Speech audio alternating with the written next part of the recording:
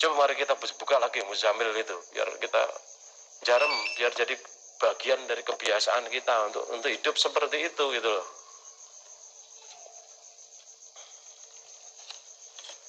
Agar kita membiasakan diri untuk sinau, belajar sendiri di rumah, ya, tidak membuang-buang waktu yang kurang manfaatnya. Saya menyaksikan sendiri sekarang mahasiswa itu banyak sekali yang suka main game Mobile Legend itu. Ya, mereka nganggur mahasiswa itu dunia ora nganggur. Karena ketika dia ngambil katakan 20 SKS, itu sudah habis waktunya kuliahnya 20 SKS, tetapi di balik kuliah itu ada 2 jam kali 20 SKS, 40 SKS yang harus dia gunakan untuk mensupport yang 20 tadi. Itu untuk mengerjakan tugas, untuk belajar dan sebagainya, itu 40 jam. Artinya seminggu itu dia harus belajar 60 jam. 60 jam itu kalau seminggu itu dihitung 6 hari, yang minggu untuk ngaji kata itu sehari sudah 10 jam. 10 jam. 10 jam untuk kuliah umpamanya, untuk kuliahnya 3 jam. Berarti di belakang itu ada 7 jam yang harus kalian investasikan ya dengan mengambil 20 SKS itu untuk belajar. Teorinya seperti itu. Ya silakan.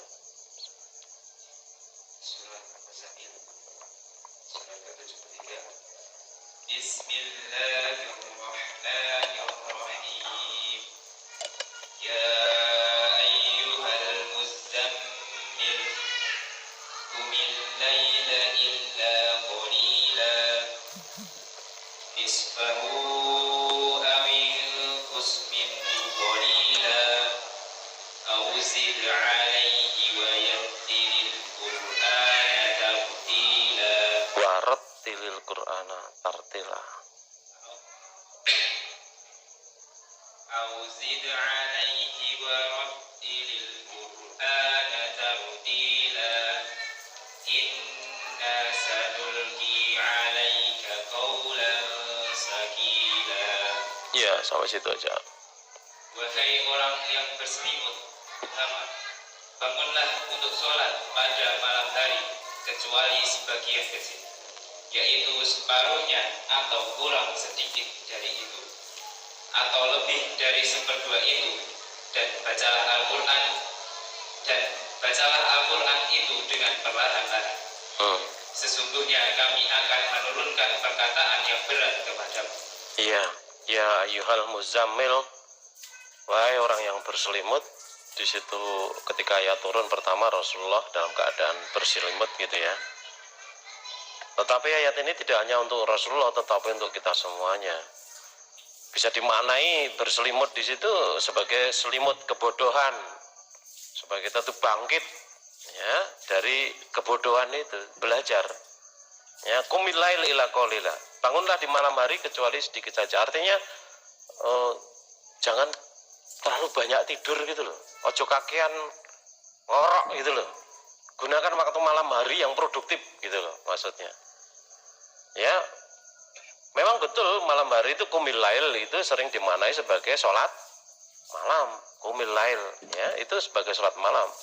Ya, tetapi di sini secara umum itu kita diperintahkan malam hari itu supaya bangun, tidurnya sedikit saja. Untuk apa? Seberapa lama bangunnya? Dikatakan di situ nisfahu, separuhnya. Kalau malam hari itu antara jam 7 sampai jam 7 malam sampai jam 4 pagi, 9 jam artinya.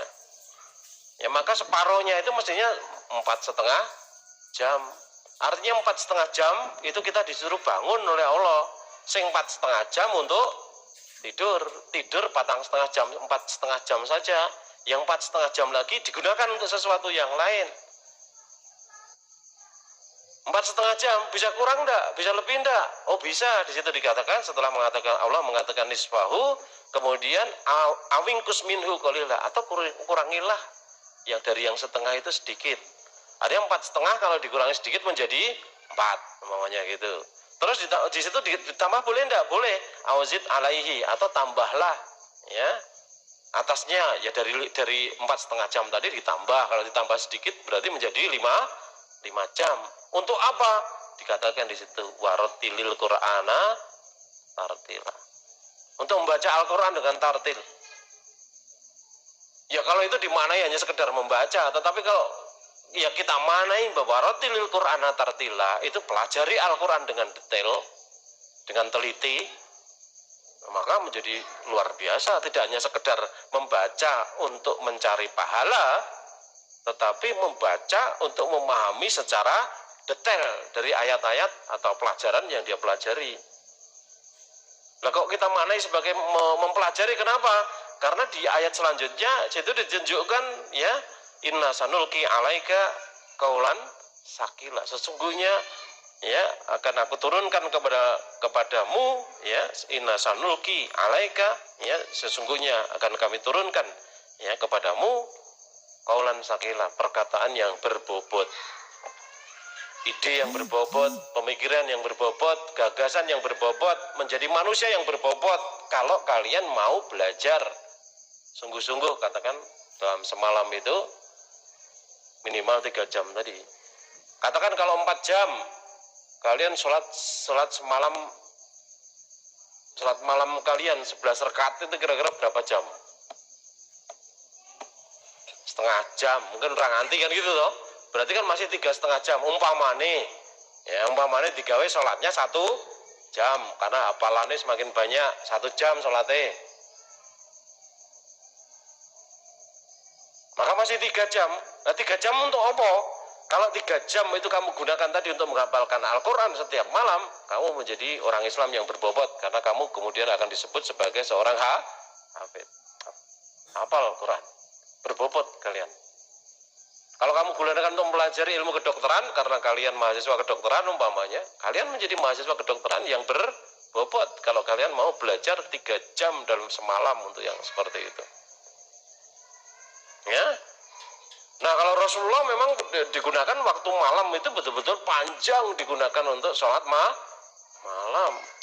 Beliau Quran sudah hafal, beliau sudah paling mudeng terhadap firman-firman Allah, paling mudeng terhadap agama ini. Ya. Nah, beliau menggunakan waktu sholat itu kadang-kadang ya di dalam hadis itu kisahkan bacaannya itu sampai Al-Baqarah ditambah dengan surat An-Nisa. Berapa jam aja itu? Al-Baqarah sama An-Nisa itu kira-kira iso 3 juz lebih itu. Ya. 3 juz. Kalau lancar baca itu 1 juz itu kira-kira 1 jam, 1,5 jam selesai 1 juz. 1 jam mana cepat ya, karena beliau sudah hafal. Nah kalau itu 3 jam berarti kira-kira ya itu tadi 3 juz lebih tadi kan gitu. Nah kita ya seperti ya tetap sholat malamnya, katakan ambil saja 1 jam, sudah cukup panjang, maka kemudian sisa waktunya dari 4 jam atau 4,5 jam itu kita gunakan untuk belajar apa saja yang kita kehendaki ketika kita ingin berbobot dalam bidang itu. Kalau kita ke depan nanti ingin terlibat, ingin ikut ya, ingin ikut terlibat di dalam melanjutkan tongkat estafet ya dakwah di majelis tafsir Al-Quran ini, nah kalian bisa gunakan itu untuk pelajari Quran, pelajari hadis. Ya, sampai sekarang belum ada di majelis tafsir Al-Quran ini yang dia hafal katakan hadis Bukhari itu, kitab Sahih Bukhari, belum ada. Padahal dulu zaman para sahabat, zaman para imam-imam itu, imam ahli hadis itu, mereka banyak yang hafal puluhan ribu hadis. Ya. Nah, jangan sampai kemudian kita buntu merasa cukup, ini cukup. Kalau kita merasa sudah cukup, ya nanti ya, akhirnya kita menjadi seperti ini. Jadi perjalanan kita itu begini. Kalau kita sudah merasa cukup, berarti kita sudah berada di puncak ini. Maka kemudian tidak akan naik lagi. Ya, dia sudah pasti akan turun. Kalau sudah sampai puncak sudah pasti akan turun. Tapi kalau ini mau mencapai puncak, kemudian mau turun, dipompa lagi, naik lagi, pompa lagi, naik lagi. Ini ada peak, puncak kamu tinggi. Kalian sekarang mungkin belum berpikir kalian hafal Quran, tetapi ketika kalian mendengar omongan saya itu kemudian membangkitkan semangat, luar biasa ini 2 tahun saya harus disiplin, dalam semalam saya hafalkan 3 jam. 2 tahun yang akan datang, katakan ini tanggal berapa ini? 15 Juni 2019, 2 tahun yang akan datang, 15 Juni tahun 2021 itu kalian sudah menjadi seorang hafid. Itu sudah jaminan, Allah sudah menjamin di situ. Dikatakan di situ, inna sanulki alaika kaulan sakila. Sesungguhnya akan kami turunkan kepadamu perkataan yang berbobot. Tidak hanya sekedar perkataan itu, tapi ide juga bisa, itu gagasan atau memang menjadi manusia yang berkualitas. Orang itu dinilai dari pikiran-pikirannya juga. Orang ini cerdas, orang ini ikhlas dari perbuatannya, dari pikiran-pikirannya, dari tulisan-tulisannya. Dan itu jaminan dari Allah, ayat kelima itu. Kalau kita melaksanakan ayat-ayat sebelumnya itu, sudah pasti Allah akan memberikan itu, tidak akan memungkiri janji.